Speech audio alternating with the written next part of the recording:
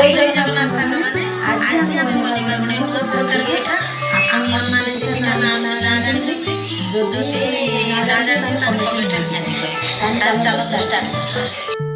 प्रथमे पिठा बनैबा पई एठी पानमधुरी लवंग गोलमरीच दुईटी गुजराती को नेइची और गोटे बड़ गिनारे अटा नेइची सेथिरे दबा गुड़ स्वाद अनुसार लुण छेंचा मसला और सेथिरे पानी देई भल भाबरे गलाई दबा गोटे स्पून साहाय्य ताकू चेक करिया जदि सेमिति थिबो ताहाले बेटरटा भल ठीक हेइथिबो जानिबे। तापर कढ़ाई रे दबा तेल और सेथिरे घियर फ्लेवर आनिया पई 1 चामच घी दबा और सेथिरे बेटर को छाणीबा। एई पिठाटी केवल अटारे ही होइथाय बहुत सहज और सरल उपाय रे। जदि आपण मानकु मो रेसिपीटी पसंद आछि ताहाले गोटे चैनल को सब्सक्राइब करि देबे। पुणी देखाबा आपण मानक संगे नेक्स्ट वीडियोज रे। रखुची जय जगन्नाथ।